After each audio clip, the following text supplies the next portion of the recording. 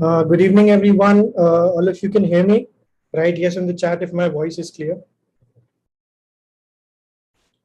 Great, perfect, perfect. So, yep. So by the time there's I think there's some audio issue from the speaker's end. By the time it is fixed, I want to know how many of you were here on 25th in the first session.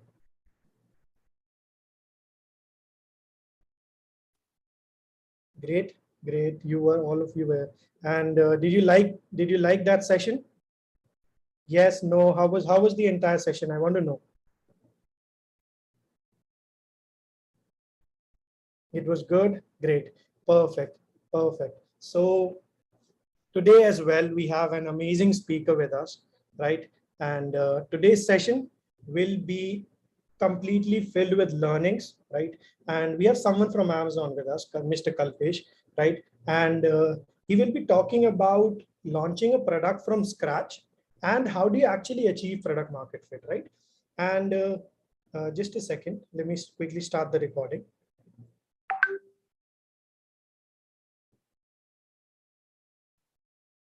Yes. So today is the second session for Product Manager PM at Scale Bootcamp. And today we have an amazing product manager from Amazon, Mr. Kalpesh Wani. And he will be talking about launching products from scratch and how do you actually achieve product market fit, right? And before moving further, let me quickly introduce the speaker we have for today. And I'll then hand over you guys to him to grasp all the learnings that he has to share with us today, right? So Mr. Kalpesh has over 10 years of experience in tech and products, right? And he comes from an entrepreneurial background, right? Kalpesh is obsessed with fintech products, right? Financial technological products, and is obsessed with achieving awesome customer experience. That should be the goal for every product manager. He wants to create an atmosphere where he can solve problems using data, right? Not just from the gut feeling that most of us use to solve our problems. He depends completely on data driven problem solving, and he achieves to have 10x growth in the products that he's working with, right? Now he has launched products from scratch and he has achieved product market fit for companies like Aditya Birla Group, Ola, and currently he's doing and solving problems for Amazon, right? Now I won't take much of your time and I'll quickly hand over the mic to Mr. Kalpesh Wani, the speaker for today. So yes, Kalpesh, it's all you from now on.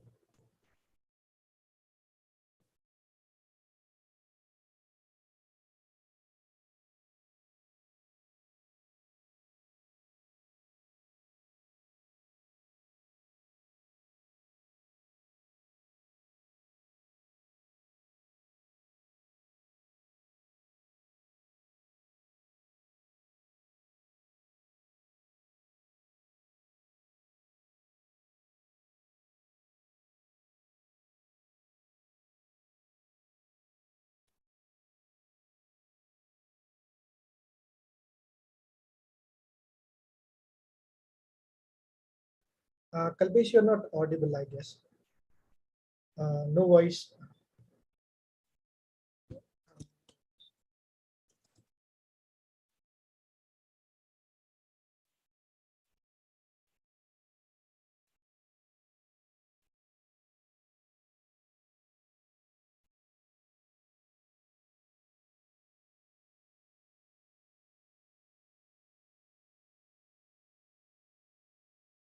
Guys, just a second till we manage sort this out. So just give us a minute, right? Yep.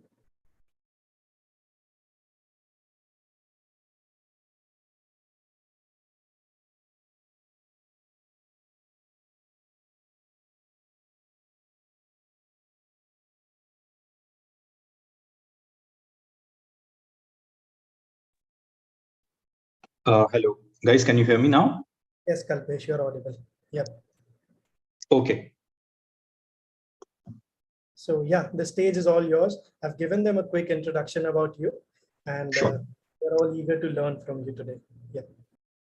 Okay. Sounds great. Hey, hi, guys. Sorry, there was some technical issue, but hopefully we have resolved it. At any point of time, let me know if there is some, audio or video issue. But apart from that, I hope we are good. And let me quickly share my screen with you. Just give me a moment.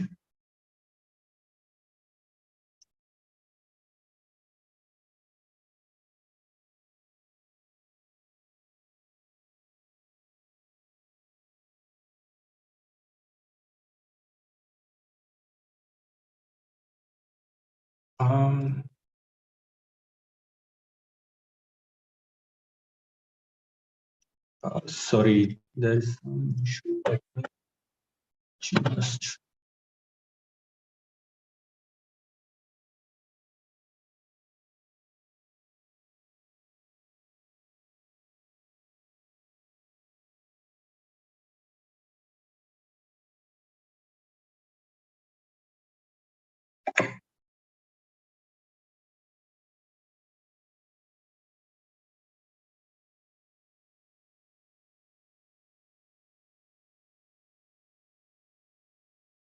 Just give me a moment. I'll quickly rejoin.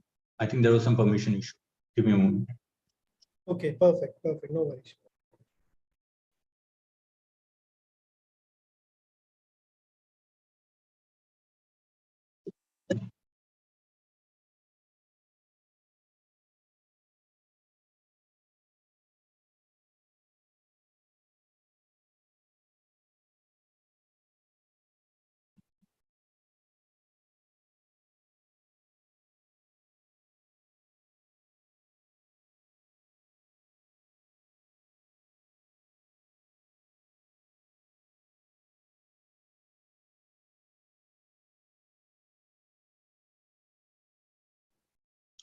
I hope you guys can see my screen now.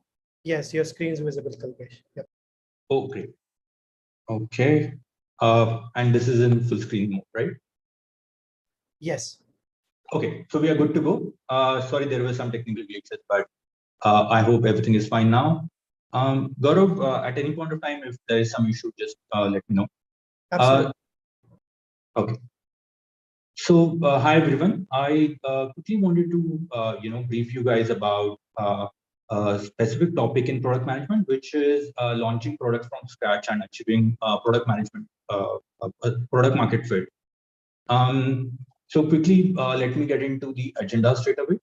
I want to talk about just 5 things. First is about general PM, then launching products. Third would be achieving product market fit. I would also share some personal experiences. And at the end of the session, I will leave some time for quick questions and answers. Also, quick tip, if you are watching later on YouTube, definitely feel free to watch it at 1.5x. That's a quick hack which I generally do when I'm watching like hour-long videos. So I hope that helps. Okay, so let me first bring up the main question, which is what is product management? You guys can type in chat what you think is the right answer, but there are different definitions of what exactly product management is. One of the top definition which is given is product management is like a mini CEO for that particular product or business line. Then there are definitions like product manager is a problem solver at a scale, or kind of a owner of that particular product, and has to he or she has to take ownership of each and everything. Again, there is a classic diagram of product being fit of design, business, and technology. And then there are some modern very like variations, like where there have been people who have added people as one of the other 4 quadrant, and product sits in lies in between all these. So like, I'm pretty sure you guys also must have gone through some of these definitions, and sometimes it might be confusing for you what exactly is product management. And I can understand that. I'm not here to tell you what exactly which definition is right, or all those debates. But I want to share my personal experiences and what I feel kind of product management is. So eager to know what my answer is? That's right, it depends. Although it might sound very cliche that this answer, why does it depend? Let me quickly share you why I think so. And the main reason for this is something which is called Dunningkruger Effect, which is basically as you gain more knowledge, your kind of confidence about that particular activity varies. And it varies in this kind of curve, right? So I understand most of you guys are in, slightly at the beginner stage of your product management career.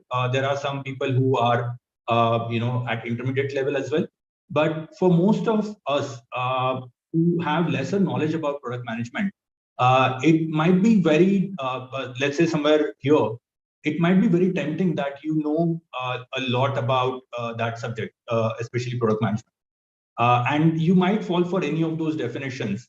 But as you learn more and as you gain more knowledge and experience, you will understand that there are a lot of other things that you need to understand and explore. And the same thing is true with product management as well. So what I would say is you should not accept any particular definition, and try to always look out for what exactly fits your particular scenario. Let me tell you what exactly it depends on, because that is the obviously next natural question, which is if it depends on something, what it depends on. So typically in my last 5 to 6 years of experience, it depends on things like if your product is B2B versus B2C, if your product is a new product or something like an existing product and it is into a maintenance stage, if there are, which organization you are working with, what is the team size, etc. So, for example, the product management at an organization like Google might be very different from a new age startup in India, right? It might be again in Google also, depending on different teams, PM role might vary, the responsibilities might vary. So a lot of things will depend on your manager and product leadership. So things will vary, and your experiences might also change depending on where you work as a product manager. Obviously, product culture is something which varies a lot, and I have seen product cultures at kind of a startup, a mid-stage company which wanted to launch a startup, and then at currently at MNC like Amazon, right? So in my experience, it kind of depends on all these factors. And last factor, which I feel is kind of crucial for PM, is again domain. And you might ask why domain might play a role in a kind of a role which PM, which is sometimes kind of a domain agnostic. I have a small story to share here. So most of my product management experience in last 5 to 6 years has been in fintech, and what I have experienced is that fintech, unlike some of the other domains, has very specific challenges. These can be regulatory. So obviously, if you're working in something like, let's say, payments or lending, you are regulated by RBI. If you're working in wealth management, mutual funds, stocks, etc., there is SEBI, and insurance has IRDA. So obviously, there are different regulations. So unlike other domains, where you might have, a kind of liberty to do ideation and a lot of things which are not governed totally by a certain body. In fintech, there are those restrictions. Obviously, these restrictions are there in different domains as well. So, for example, in e-commerce, there have been some restrictions put in by government in terms of, foreign direct investments, or how you can operate as a marketplace versus your own inventory. There are certain regulations in health tech in terms of what you can do, what you can't do, etc. These are things which will depend your PM experience a lot, on which your PM experience will depend a lot. But from my personal experience, sometimes this could be also a kind of an advantage, because once you start getting into a particular domain, you'll start understanding the nuances, and you might feel comfortable with some of these regulatory boundaries. For example, in fintech, there are a lot of regulations around KYC, lending, and in my past experience, I have been very comfortable with handling those PM responsibilities. Because although you can innovate a lot in fintech, the regulators have set up a kind of a closed box. In that box only you could innovate. And I, as a PM, always take it as a challenge to try to innovate in that kind of a closed ecosystem, and still try to find nuances which are new to the entire market. So that's about what exactly PM is. So coming back to our question, what is PM? I would say two things. One, definitely choose your own answer and keep improving it. And the way to improve that is you try to read a lot about what product management is, try to get experiences from different people and understand their perspectives. Don't stick for one particular definition just because somebody said it. Obviously, in your own experiences, you will find these definitions might not be, relevant. So that is something from my side. Okay. Another aspect of,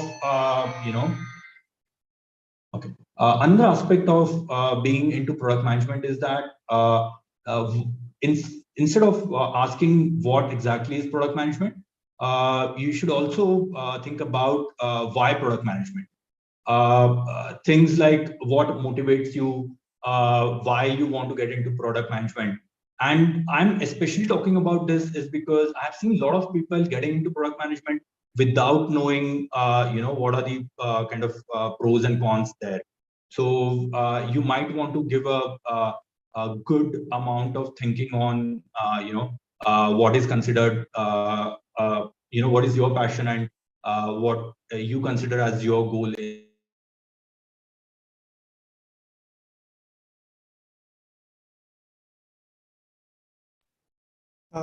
Kalpesh, your mic is turned off.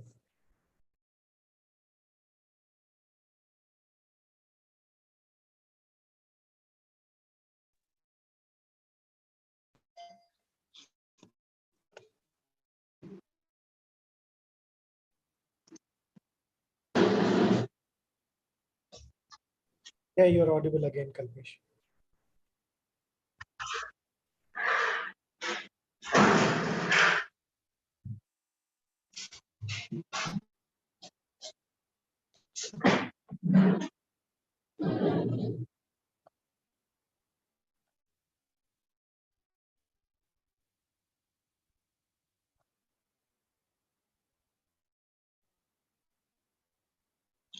Guys, am I audible? Yes, you're audible again. Yep. Hey, sorry, there was anyway. So I feel there are some passions which you definitely need to have to pursue PM as a career. And these are the 5 things which I feel can be the starting guideline for you guys. So you need to be passionate about at least 2 of these, if not all of them, right? And quickly I can brief about problems. So basically, if you're passionate about solving some problem and you feel that as kind of your career's mission, definitely go for it. Sometimes you might not have that problem. So if you're passionate about creating a business and kind of a revolution, then that could be something which you could look for. I have seen many people are passionate about technology, and that sometimes might come as a natural tendency for engineers. And that's a good thing. But for those who are non-engineers, I would not say that is something which you cannot learn. So obviously that is a skill that you can acquire and move on from there. Then there are, if you're passionate about data, numbers, and in general estimation, that's something you could look out for. And the final thing is design. And design, in a sense, I'm referring to more towards UI, UX, and customer journeys, etc. So if you find any of these two as kind of your core passion, definitely you could pursue career as PM. But I would say it's a kind of a red flag if you're not passionate about these things and just trying to pursue career into PM because it's something which is like a trend or it is offering you kind of a good salary, I would say kind of avoid that and try to find, I mean, one of the frameworks which I sometimes use is here, which is Ikigai, which is basically trying to find what you love, what you're good at, and trying to derive your mission, and then trying to see if you can make money out of it. And although this might be a lot of GAN in general, but sometimes these frameworks just help you to take decisions and remove ambiguity. One of the things which personally has worked really well for me, and I'm not kidding when I say my success criteria for choosing PM as a career is kind of a great night's sleep, right? And I'm not in a sense that you would always get sleep at same time, or you'll always get a great night's sleep. But from a perspective that if you try to solve a problem and you are able to launch the product and try to delight your customers, there would be times where you will feel kind of gratitude.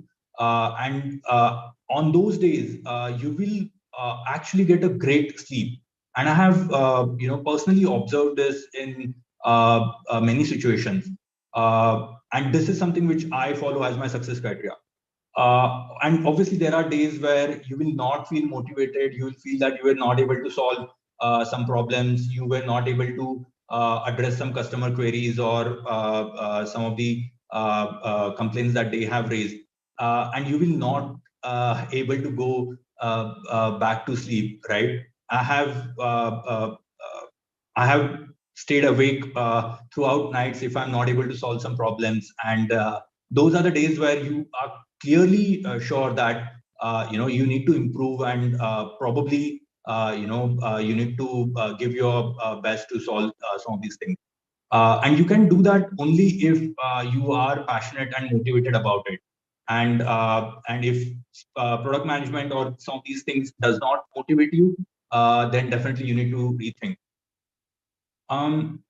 In general, I just want to kind of leave this topic with some of the skills that I feel are really important in terms of early product management career. So I will break it down into three sections. I would say beginner product managers are typically those who have, let's say, less than 3 to 4 years of experience, who have just started it. For them, my suggestion would be focusing on these three core skills. First is own it. And when I say own it, just don't say no to any responsibility. Try to get into everything that you could do. I remember in my initial product management days, I was doing a lot of work in terms of either be it project management, be it testing, be it data analysis, anything and everything which will make my product launch at time or be successful once launched. So don't hesitate to take responsibilities. Don't never say no to things in your initial times. Just take it as things come. Second is obviously learn and be curious. So there would be responsibilities that you might not like. There would be times that you might want to say no. But my suggestion would be in early stage of career, just try to take those responsibilities, learn from it. If you fail, and try to just improve all the time. So just be curious, try to learn as much as possible about technology from developers, about design from your UI UX designers, about marketing from marketing folks, and lot of things will be there. Third thing is communication, and this applies for both written communication and verbal communication. I feel in the starting of your product management journey, a good kind of a written communication is kind of a great skill to have. It could really set you apart from a kind of average product management versus like a top tier product manager. In intermediate stage of your product management journey, which is, I would say, roughly around 5 to 7 years of PM experience, you need to focus on prioritization and roadmaps, managing stakeholders and innovation. When I say this, that you need to focus on it, it does not mean in beginning stage of your career you will not get opportunities to do these things. It's just that don't expect too much when you have given responsibility to prioritize or manage stakeholders and innovate. Give yourself room to fail or make mistakes and then improve on it. But at later stage of your career, you definitely need to make sure that you are in a stage where you are able to focus and perform much better on these skills. Expert is something I would say roughly around 10 years of experience or more. And there, I think the product leaders have to focus on defining vision, simplifying complex and ambiguous problems, and building teams, etc. Obviously, some of these responsibilities will be there for you in your beginner or intermediate stage as well. But the point here is to ensure that you are not getting diverted and not just focusing on something which is not your core skill. Let me pause for a moment and see if there are any questions here. Okay, I'm just going through questions quickly. I see there have been some questions in terms of interviews and in the chat section, product management, experience, etc. Okay, so in terms of interviews, I think I will have some time at the end of the session where I'll probably take those questions because I would feel those are very specific questions. If there are more generic questions, and Gaurav, if you could help me to filter those, I could take that in, let's say, at the end of the session. Yes, absolutely. Absolutely, Kalpesh. So at the end of the session, I'll take out some questions that are very generic in nation and that can help a lot of people rather than some questions that are very specific. So I think we can continue and we can take out 10 minutes in the end to answer all the questions, right? Okay, sounds good. Perfect. Okay, so let me come to the main topic of the session, which is launching products and what we exactly mean by launching products. So imagine that you are given a kind of a green field, which is starting from scratch, and you are supposed to launch something. Then how do you go about it? So there are many frameworks, and I don't want to go in each of them to kind of confuse you, but I just wanted to quickly give you steps on something which might help you in your future career. First step for kind of going ahead with any product, I feel, be it launch or understanding some existing product, is first understanding the customer of that product. It is very important to know your customer very well and trying to have different customer segments, trying to see their behaviors, etc. Second thing which I feel is absolute must for a product manager when they are launching new products is identifying problems and needs. So these are the two things that you want to do as you want to identify as many problems and as many needs for different types of customer segments as possible. And the way I have done in past is that just make a list of all the problems and needs. Don't think of too much about which is the problem, which is the kind of most number of customers are facing, or the need which would give you the most business revenue, etc. Just focus on understanding customer problems and needs in the beginning stage. And then third thing would be doing your market research. And when I say market research, it involves both customers, competitors as well.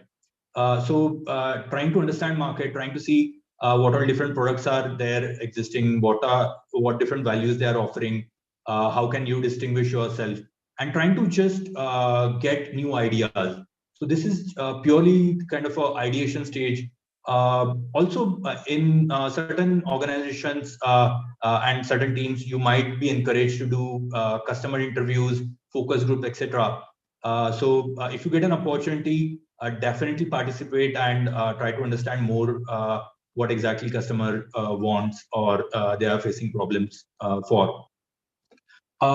Then a fourth stage is something which I would feel is kind of where your first product management skill gets tested, is prioritization. You know, coming with first version. Let's say you have a laundry list of different problems, needs, some of the features that you want to build, new ideas, etc. You have laundry list of probably 50 to 660 different features. The main job of product manager is to identify which one of them would make it to your first version. Sometimes it is called MVP, minimal viable product. Sometimes it's called MLP, minimum lovable product, which customer will love and get delighted by. There are different frameworks and jargons for that. But in a simple term, if I had to tell you that out of let's say 50 features, which are those 8 or 10 features which you want to launch in first version? And from my personal experience, this is the toughest task to do. Everything else you would be able to do probably fairly easily. At least I was able to do in my job. And this prioritization is something which I made a lot of mistakes, and I'll share some of the personal experience also. But this is something that if you could learn and improve your skill, that would be really helpful. The fifth step is obviously developing those features, testing them, and sixth step is launching them actually in the market. Quickly, given that we are on prioritization and I'm focusing on prioritization so much, there are different frameworks which would be there, and probably you also would have come across this. There is a RISE framework, which stands for reach, impact, confidence, and effort, and you arrive with this RISE score. There is a method which is effort versus impact analysis. Sometimes I have followed must have versus good to have. And this is just basically just tagging each and every feature, if it is a must have or a good to have, and then prioritizing it. There are t-shirt sizing, and there are a lot of other frameworks which you'll be able to easily Google.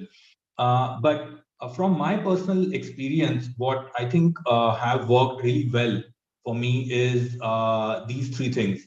So typically I will, and again, this is, I have learned it hard way, is that initially I did not care much about some of these things, but I learned it throughout my first 2 to 3 years. Is conducting a kind of a kickoff workshop with your business and tech stakeholders. I feel that's something which brings a lot of clarity and brings everyone on the same page.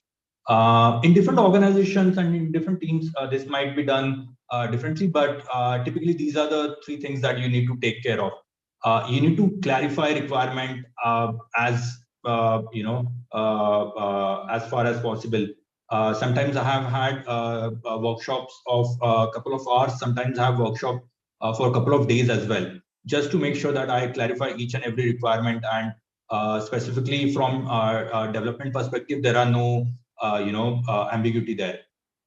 Getting effort estimates and timelines is something which you should do earlier than workshop. And in the workshop, you should just try to get alignment on these things. And lastly, having a clear agenda and finalizing a plan is something which you should achieve in the workshop.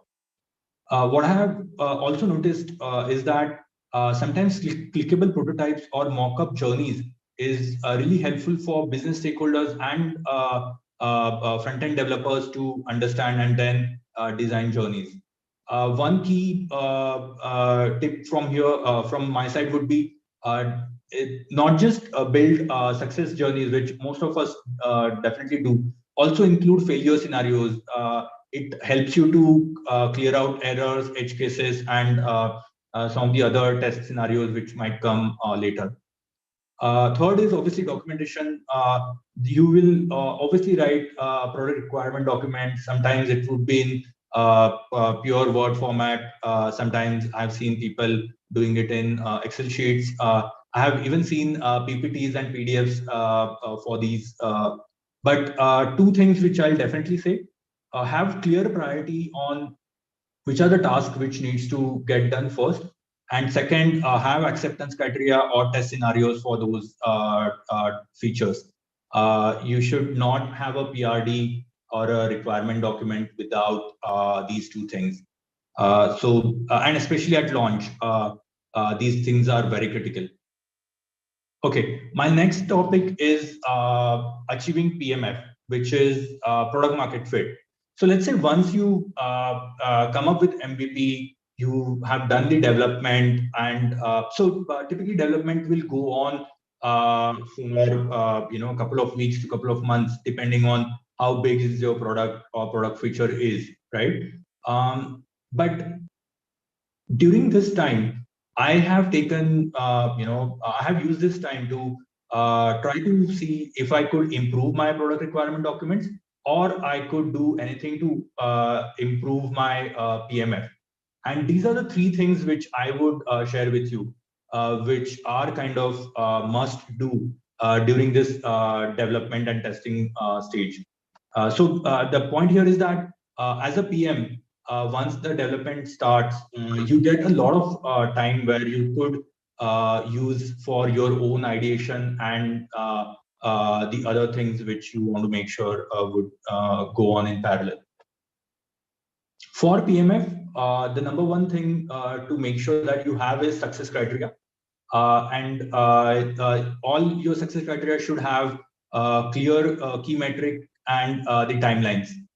So for example, if you are launching a new app, then you need to have metric like number of downloads, number of logins, and you should also have clear timelines for some of these things. So you should have your success criteria like X number of customers will download my app in next 1 month, right? Then your next success criteria would be Y percentage of those downloaded customers would log into my app in first 1 week. Things like those, and you could go on, bring more granular success criteria. You could have a North Star metric where you would say in next 2 months I want to achieve let's say probably 10,000 monthly active customers, something like that. Or your goal might be on weekly active customers, or your goal might be just on achieving certain other key metric like revenue or time shared on some platform, etc. But key thing is to have that success criteria for all your main products and sometimes even sub features as well. Second thing is having a go-to-market plan. I have seen different in different organizations. This responsibility might vary between a product manager versus a business stakeholder versus a marketing person. But in general, what I've seen in my early days, I used to get into these responsibilities just to make sure that I understand these things very clearly, and I give my inputs and try to again learn from some of these things. Things like customer acquisition strategy, building communication, retention strategies, working with customer service and support teams. to give them FAQs, build processes so that they can handle some of the service tickets, etc., is very crucial. And you can all do this while there is development and testing happening parallelly.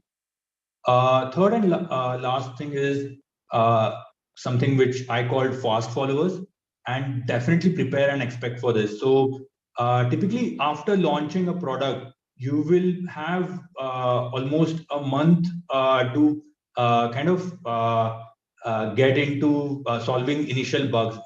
So no product is perfect. So after launch, be prepared to get a lot of complaints, queries. There would be enough, make sure that you have enough dashboard setup so that you can capture early bugs and complaints, etc.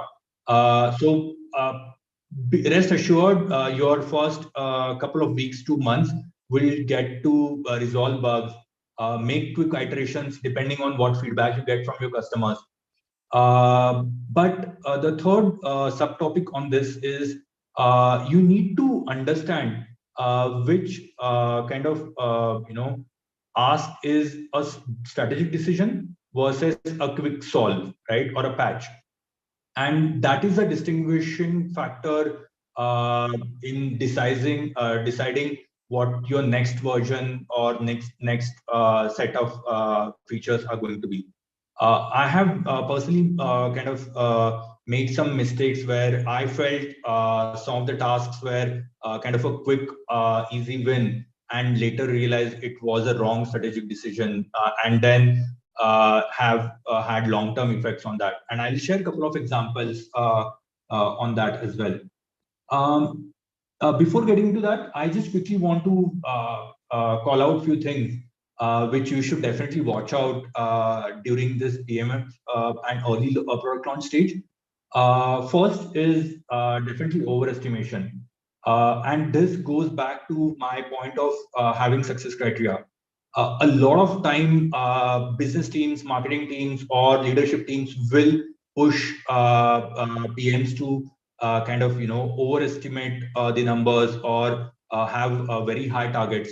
But as a PM, you should always have realistic targets and make sure that you have kind of goals which you can achieve. And definitely you're not setting something which is something which you will not able to prove. Because if you kind of, let's say, have a target of achieving 10K monthly active customers in just first 1 month, that's kind of seems like a target which you will definitely miss. And then that's something which you will not be able to then associate back if the product market fit was successful or it was a failure. So definitely make sure that you have right estimates for success criteria.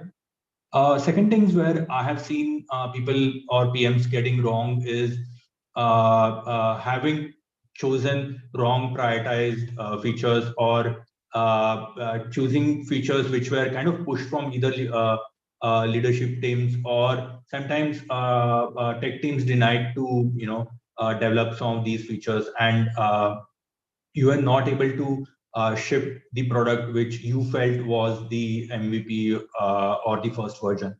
My suggestion there is that always kind of call out your trade-offs and take decisions wisely.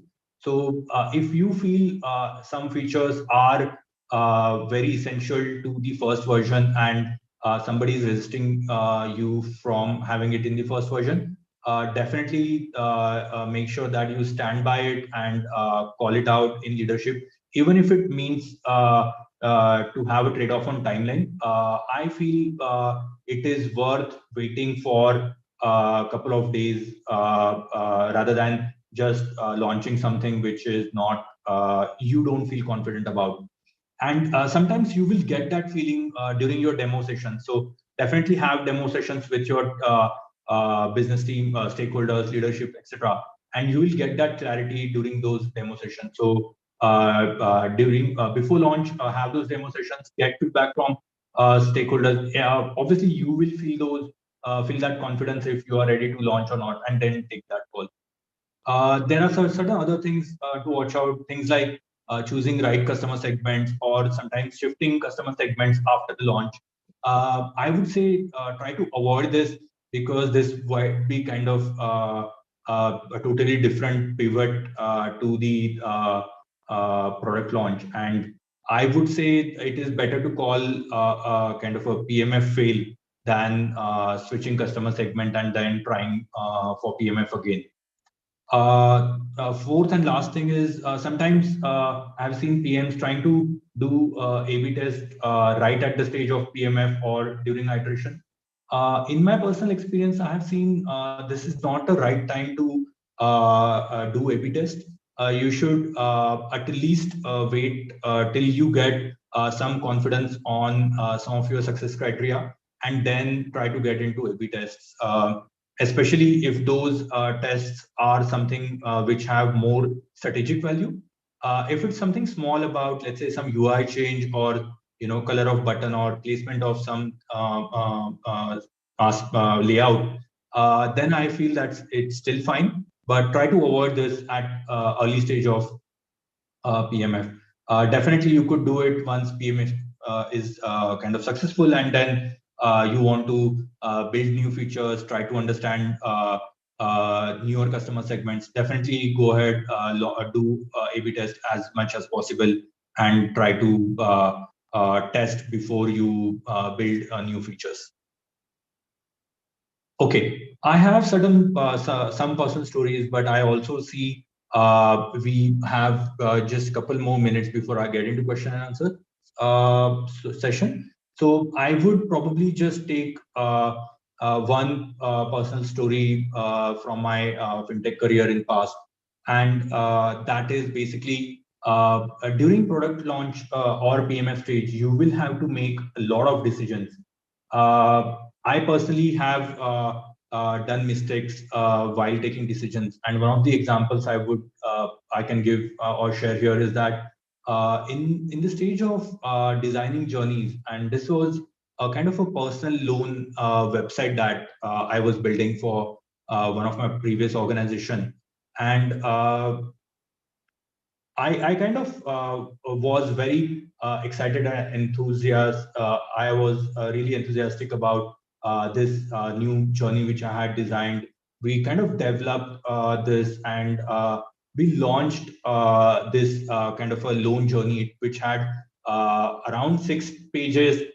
Each page had around 4 to 5 different fields, or kind of parameters that customer had to fill before they get the loan. And once we launched, I realized that this was something which was, not working well. Fortunately for me, we got a lot of issues in our fast followers. Things were not working really well for some of our customers. So we saw drop-offs during the login stage. We identified there were issues with the OTP.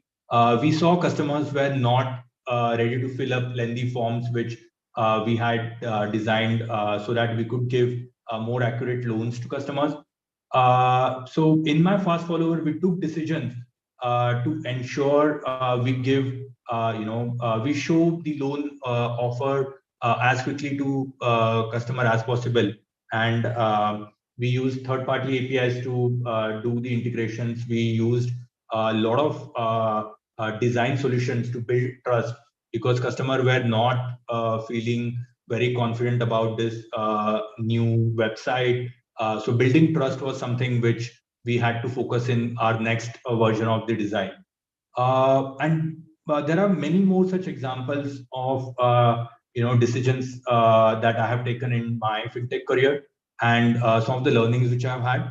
But I want to pause here, and I want to take certain questions from the audience, and I want to probably also give time to Gaurav if he has some generic questions which I could answer first. Absolutely.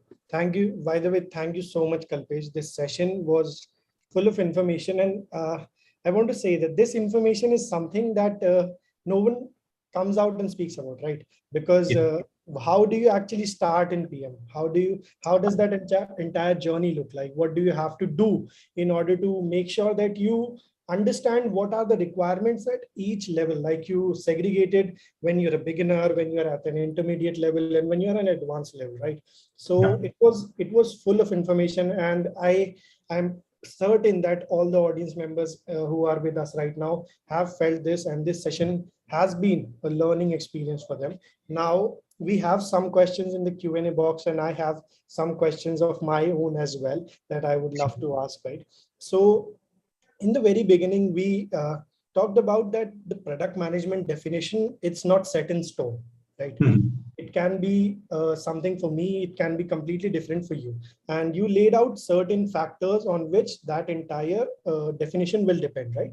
Now, in that part, we had that dependency on whether you're working on a new product or whether you're working on an existing product. That is something that very clearly distinguish what your product management definition would look like, right? Now, as product managers, everyone assumes that we are the creative kind. We will bring forward some groundbreaking revelations. We will create some groundbreaking products, right? So is it very important to always be in that innovative mindset that whatever we do, whatever step we make sure we have put forward is always towards creating an innovative product or making an innovative groundbreaking journey? Because sometimes as a product manager, you're just only solving problems that have been in past. It might not be as innovative, or it might not be a groundbreaking revelation.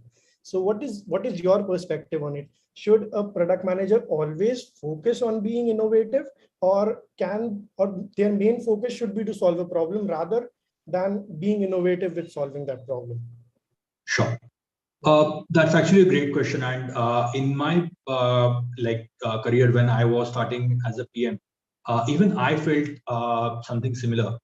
Just to give you context, I started as in a startup, and then I was working with Aditya Pilla Finance, which was like a well-established, but again, we are starting something new from scratch in digital personal loans.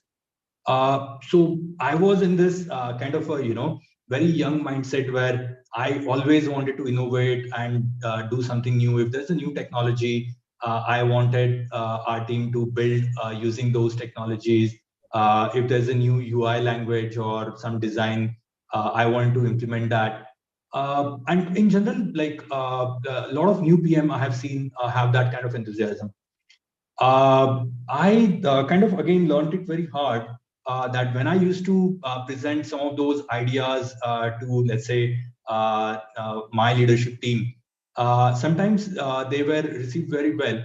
But many a times I used to get ignorance, or some of these ideas were not received very well in terms of prioritization, right? Right now, when I think about it, since let's say almost 6 years have gone from that time, I feel some of those inputs were really useful, because innovation is not just about doing something new.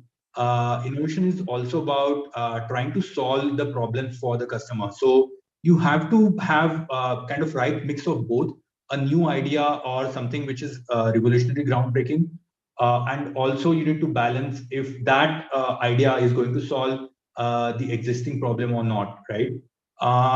So just keep in mind that you always need to focus on if your idea is solving something for your customer. I can give you examples where, in my personal experience, I used to find some technologies or some solutions really kind of sexy and new and really groundbreaking. But when I look back at those times, it never really solved customer problems. On the other hand, there were some ideas which I presented, or there other stakeholders gave me, which I felt, I don't want to do this. This is really regular. Sometimes I even felt that this is not something why I have joined this team. I don't think this is kind of a good use of my time. But if you look at from a perspective of impact on business or solving customer problem, that might change your perspective. So just to come back to like a precise answer to this, definitely try to have an impact. and try to see if you are solving for problems. Okay, yeah. So that is something that I also had, because when you get into that innovative phase, it is really hard to stretch a line that this is where you need to stop. This is where the user does not want more innovation. They want something that is simple and that makes their problem a little bit easier, right? And moving forward, we have another question from someone in the chat, that as a product manager, right, you have laid enormous focus on that everything that you're doing for in a product or as a product manager, at the end of the day, you're doing it for the business, right? Your business acumen and your knowledge of the domain should be above par. It should be excellent, right? Now, when we talk about technicalities or the technical skills that a product manager should possess, right? Because as a product manager myself, I am not very fluent with technology. So does it impact in the longer run that you don't know these technical skills in depth? And like you said that you used to indulge in business analysis as well.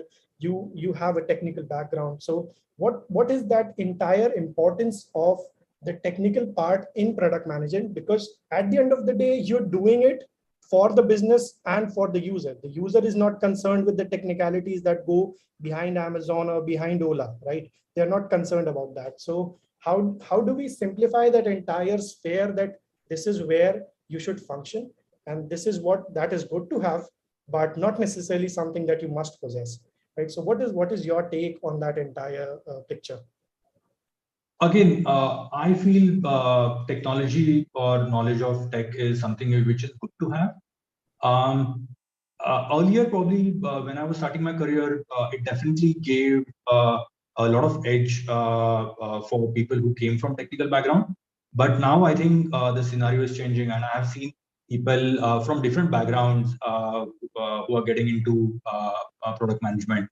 I have seen people from I'm just giving like really edge cases, which is people who have law degree or somebody who has a degree in psychology getting into product management. And for people who come from these kind of backgrounds, I feel they have certain other skills which are much more relevant than technology. And again, just to answer your question, having knowledge of technology, I don't think it's really important. But you should have probably, well, if you don't have that much of knowledge of technology, you should have someone in your team whom you can trust, who would be able to give you that, knowledge, or just to put it very simply, people should not be able to kind of fool you if you don't have that technical background or knowledge. And I've seen that this sometimes happens when there are, specific effort estimate calls with your tech team, or when you have a complex problem and then the technology solutions for those problems is something which you do not even understand. Things like new technologies like blockchain or something like metaverse or something. So definitely those are some of the areas which you should avoid if you are from those backgrounds. But in current scenario, I don't feel technology is kind of something which you should definitely have. Okay, understood. Great. So what I've understood is that at the end of the day, it boils down to how efficiently you're communicating with your engineers or developers. Even if you have someone in your team who can do it on your behalf, but not necessarily that you have to go full-fledged into understanding what basically Web3 is or blockchain is or how blockchain functions, right? Yeah. How we are just at time, and I'll take one last question that I have from my understanding, that so you deal with products that are used by millions of people, right? And this entire 6-stage cycle that you defined, right? Now, when we're dealing with people in millions of numbers, right? There are people coming from different geographical locations, coming from different demographics, all of that. Now, there are a lot of variables that can go wrong. So it is not humanly possible to take in count every variable that might go wrong. So what is the entire process of that risk mitigation cycle? How do you actually understand that this might go wrong, and something else might completely go wrong, something that you haven't even thought about. So how do you deal with that entire situation? Because I'm assuming that it might happen very frequently when dealing with such products at scale, right? So what is your process? How do you deal with problems, and how do you consider these variables that can actually impact the product life cycle? Sure. So there are two parts to this answer. So first is obviously there will be things which will go wrong, but in terms of launching a new product for let's say millions and billions of customers, first thing you need to do is kind of identify all those things which you want to avoid, which will break current user customer experience, or which will irritate the customer, or make them go on social media and rant about your organization, etc. Right? And that's nowadays that's a big problem. So you want to avoid all those situations. So from my personal experience, I have a list of all these things which I would definitely want to avoid, right? It would have things like what are the things which are currently working great for your customers. So you don't want to touch those things as much as possible if you're launching a new product feature. If you're launching something kind of a new product for an entirely different audience, then it might these things might vary a bit, but definitely you need to have that list which you need to avoid. And the second part of the answer to this question is, uh, believe me, when you would have kind of this kind of experience over the years, you will understand that there are a lot of decisions which you could reverse, right? And you really don't have to think about all those decisions which you could reverse immediately. All you need to worry about is all those strategic decisions which are kind of long term, and which will not you will not be able to kind of change as soon as you launch, right? So those are the things which are you in your control as a product manager. So you should try to control those variables. For example, if I have to like give you a quick example of this, is basically if you're launching a product for let's say Ola, and Ola Money, we had a product of Ola Money postpaid. So if you're launching it from scratch, obviously there are a lot of decisions that you could reverse. Probably quick decision of which you could reverse is, do you want to offer that Ola postpaid line? It's a credit line. So the credit line could be 15 days or it could be 30 days. So these are the decisions probably which you could change over the time. But some of the decisions which you can't change is that, how will your customers will repay, what all, customer segments you want to open up for, how much, credit limit that you will give in the first go, so that they have a really delightful experience at the first stage. Because if you have a bad experience during launch, or in the first interaction, it is very unlikely that customer will come back. So those are the decisions which you will not be able to reverse easily. So gaining trust of that customer again will not be really easy. So you need to kind of distinguish between these two factors, which is what are the decisions that you could reverse versus what are decisions you cannot reverse. Understood, understood. That makes the entire process a lot easier. And with this, we're done with the session. And I would like to thank you, Kalpesh, for joining us today and giving such important learnings that is very important for someone who's stepping into the field of product management, and for people who are already in product management as well. It was a wonderful session, and I am certain that everyone in the audience also loved the session. So I would want everyone to write your feedback in the chat about the session, and did you like the session? What were your best parts? And thank you so much, Kalpesh. It was wonderful having you, and looking forward if we could have some other sessions in the future as well. So thank you so much, and take care, everyone. And before leaving, I want to inform you about the next session that we have. It will be on 30th of April.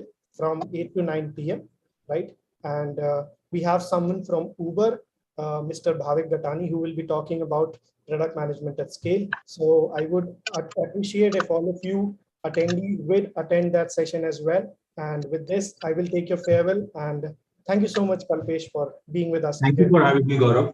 Just one quick thing. I see there are a lot of questions and comments in chat box. I'm really sorry, guys. I won't be able to answer everything, but if you have something specific, feel free to reach out to me on LinkedIn. I'll be happy to help you guys. Thanks, Gaurav, for having me. Thank you so much, Kalpesh. It was a pleasure. So good night, everyone. Take care. It's already 9:30. Go have your dinners and see you on 30th of April. Okay. Bye. Take care. Bye, Kalpesh. Bye, guys.